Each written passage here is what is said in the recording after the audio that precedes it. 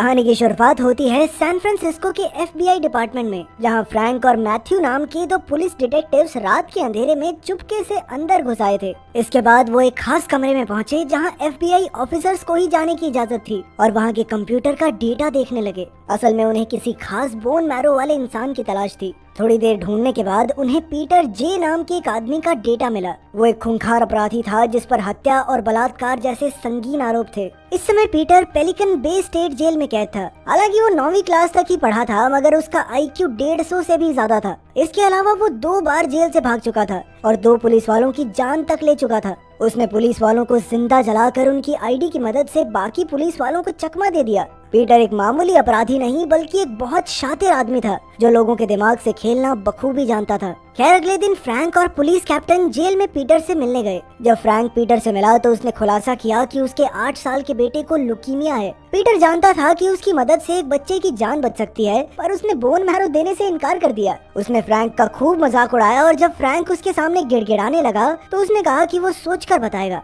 Frank ने कहा कि एक मासूम बच्चे की जान बचाकर वो अपने पापों का प्रायश्चित कर सकता है, पर पीटर जैसे अपराधियों को प्रायश्चित नहीं बल्कि आजादी चाहिए थी। खैर, इसके बाद फ्रैंक हॉस्पिटल में अपने बेटे मैक्स से मिलने पहुंचा। तब डॉक्टर ने उसे बुरी खबर दी कि अगर जल्द से जल्द बोन मैरो नहीं मिला तो मैक्स कुछ ही हफ्तों में अपनी जान से हाथ धो बैठेगा। वहीं मैक्स नहीं जानता था कि उसका कैंसर बढ़ रहा है, पर जब उसने अपने पिता को परेशान देखा तो उसने पूछा कि क्या मैं मरने वाला हूँ। तब फ्रैंक ने कहा कि हाँ बेटा, तुम्हारा कैंसर बढ़ रहा है, पर तुम चिंता मत करो, मैंने तुम्हारे लिए डोनर ढूंढ लिया है। ये सुनकर मैक्स काफी खुश हुआ, पर उसने कहा कि अगर मैं नहीं भी बच पाया तो भी मुझे बिल्कुल दुख नहीं होगा, क्योंकि मेरे पिता ने मुझे बचाने के लिए पूरे जी जान से मेहनत की। तब अचानक फ्रैंक को जेल से फोन आया कि पीटर ट्रांसप्लांट के लिए राजी हो गया है, मगर इससे पहले वो मैक्स से मिलना चाहता है। फ्रैंक थोड़ा हिचकिचाया, पर उसने मैक्स को जेल लाने का वादा किया। फिर अगले दिन पीटर और मैक्स एक कमरे में बैठे थे। पीटर ने मैक्स से कहा कि उसे अंकल पीट कहकर बुलाए और फिर कुछ देर बातें करने के बाद उसका डोनर बनने को राजी हो गया। तब मैक्स बहुत खुश होकर अपने पिता के पास दौड़ते हुए गया। फिर पीटर ने फ्रैंक के सामने अपनी मांगे रखी। उसने कहा कि उसे बाकी कैदियों से बातचीत करने की इजाजत दी जाए, उसे सिगरेट दी जाए और जेल की लाइब्रेरी में जाने की इजाजत मिले।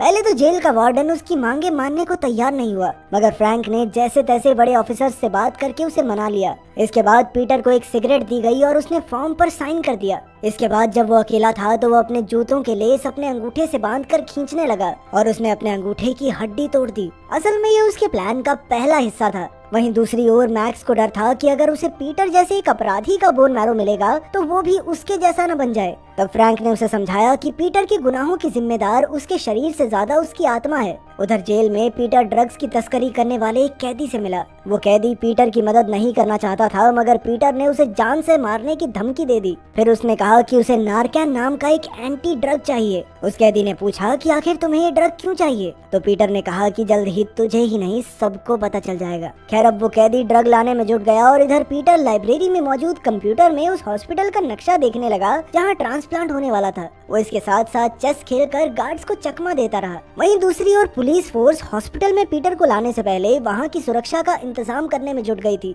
उधर हॉस्पिटल के ऊपर कई हेलीकॉप्टर उड़ रहे थे और कई फौजी पीटर को जेल से हॉस्पिटल ले जाकर वापस जेल में ले आएंगे। आखिरकार ट्रांसप्लांट से एक रात पहले ड्रग बेचने वाले कैदी ने पीटर को दवाई के नाम पर उसका कहा हुआ ड्रग दे दिया। जब पीटर अपने कमरे में आया तो उसने इस ड्रग का कैप्सूल अपनी जीभ के नीचे छुपा लिया। फिर अगली सुबह सैकड़ों गार्ड्स और कई गाड़ियां पीटर को लेकर हॉस्पिटल की ओर रवाना हो गई। उसे कुर्सी से बांधकर कमरे में लाया गया और फिर उसे बेड पर लेटाकर उसके हाथ बांध दिए गए, मगर ये कोई नहीं जानता था कि उसके अंगूठे की हड्डी टूटी हुई थी। अब डॉक्टर ने ट्रांसप्लांट शुरू करने से पहले उसे बेहोशी की दवा दी, मगर उससे पहले ही पीटर ने अपने मुंह में रखा ड्रग निगल लिया ताकि उस पर दवाई का कोई असर ही ना हो। इससे डॉक्टर्स भी हैरान रह गए, मगर इससे पहले कि वो कुछ करते, पीटर ने हथकड़ी से अपना हाथ बाहर निकाल लिया और गैस पाइप के जरिए डॉक्टर्स और गार्ड पर हमला करके वहाँ से भाग गया। वहीं फ्रैंक CCTV से ये सब देख रहा था तो वो तुरंत उसकी मदद के लिए दौड़ा। जल्द ही आग बुझाकर वो पीटर के पीछे भागा। उधर पीटर खिसककर लॉन्ड्री रूम में आ गया और उसने डॉक्टर का कोट पहनकर भेस बदल लिया। उसके पैरों में अब भी जंजीरें बंधी थी और उसकी टांग में गोली तक लगी हुई थी, लेकिन उसे इस सब की कोई परवाह नहीं थी। अब वो लेजर गन्स के साथ एक कमरे में पहुंचा और डॉक्टर को धमकाकर अपनी जंजीरें काटने को कहा।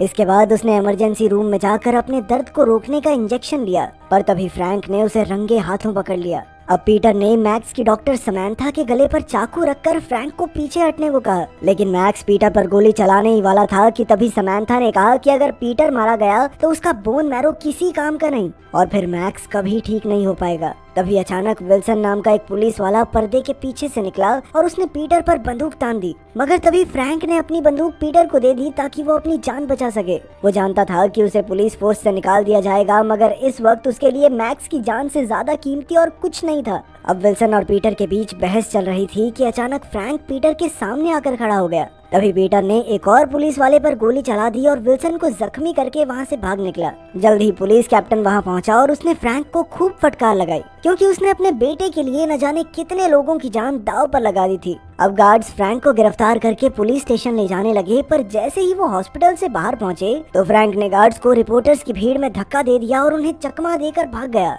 उधर हॉस्पिटल में मैक्स की नाक से खून बह रहा था और डॉक्टर समैंथा उसके साथ थी। ऑफिसर मैथ्यू भी वहाँ मौजूद था, पर अचानक पीटर ने वहाँ आकर उस पर हमला कर दिया। फिर उसने समैंथा को धमकी देकर पूछा कि हॉस्पिटल में साइक्लोप्रोपेन कहाँ रखा जाता है। साथ ही उसने मैक्स से वादा किया कि वो जल्द ही समैंथा को वापस उसके पास भेज देगा। उधर फ्रैंक भी बिना समय गवाए बाइक लेकर हॉस्पिटल में घुस आया और पीटर को ढूंढने लगा। तभी वो मैक्स से मिला और देखा कि वो बिल्कुल ठीक था। फिर उसने मैथ्यू की मदद की। तभी मैक्स ने उसे बताया कि पीटर साइक्लोप्रोपेन के बारे में बात कर रहा था। अब फ्रैंक ने मैक्स को मैथ्यू के हवाले छोड़ा और बाहर की ओर भागा। उधर पीटर ने समैंथा को एक बैग में साइक्लोप्रोपेन के 2 टैंक्स रखने को कहा और फिर उसे इलेक्ट्रिकल रूम ले जाने को कहा। असल में वो पूरे हॉस्पिटल में धमाका करके यहाँ से भागने की फिराक में था ताकि फिर कोई भी उसे पकड़ न सके, मगर तभी अचानक समैंथा ने उस पर टैंक से हमला कर दिया और फिर वहाँ से भाग निकली। तभी वो फ्रैंक से मिली और फ्रैंक ने उससे गुजारिश की कि वो पीटर के बारे में पुलिस को ना बताए, क्योंकि वो तो देखते ही पीटर को मार डालेंगे।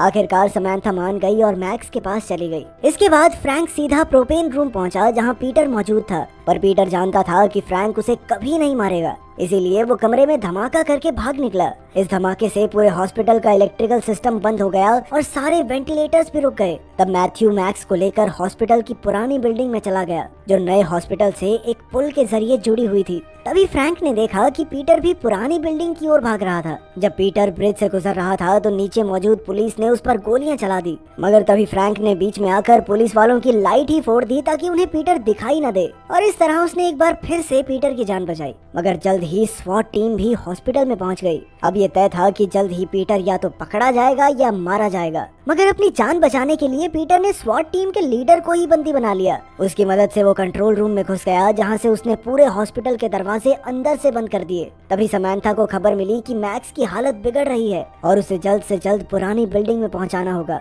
तब फ्रैंक उसे सारी पुलिस फोर्स से छुपाकर पुरानी बिल्डिंग में ले आया, और जब पीटर ने ये सब सीसीटीवी से देखा तो उसने भी फ्रैंक की बहादुरी की तारीफ की, मगर फिर भी उसने फ्रैंक और समैंथा के लिए दरवाजा खोलने से इनकार कर दिया। तब फ्रैंक ने वादा किया कि मैं तुम्हारी रक्षा करूंगा, और आखिरकार पीटर मान गया। इसके बाद फ्रैंक और समैंथा मैक्स के पास पहुंचे और पीटर अपने प्लान के आखिरी पड़ाव को अंजाम देने पहुंच गया। अब वो कई लोगों को बंदी बनाकर छत पर ले आया। वो जानता था कि कैप्टन और उसकी पूरी टीम पुल से होते हुए पुरानी बिल्डिंग की तरफ आ रहे होंगे। असल में पीटर ने पुल के पास प्रोपेन का टैंक रखा था ताकि धमाके में पूरी टीम मारी जाए, पर उसी वक्त फ्रैंक ने टीम के पुल पर चढ़ने से पहले ही टैंक में धमाका कर दिया और पूरी टीम की जान बचाई। अब बिल्डिंग में सिर्फ पीटर, फ्रैंक, मैथ्यू, मैक्स और समैंथा मौजूद थे। मैथ्यू, मैक्स और समैंथा एक कमरे में बंद थे और उस कमरे के बाहर पीटर और फ्रैंक का आमना सामना हुआ। पीटर फ्रैंक को मारने ही वाला था कि मैक्स ने दरवाजा खोल दिया और अब पीटर उसे पकड़कर भाग गया। वो मैक्स को लेकर मुर्दा घर में पहुंचा, जहां से अंडरग्राउंड सुरंग निकलती थी। दरअसल यही पीटर का प्लान था, क्योंकि उसने पहले ही पूरे हॉस्पिटल का नक्शा अपने दिमाग में छाप लिया था।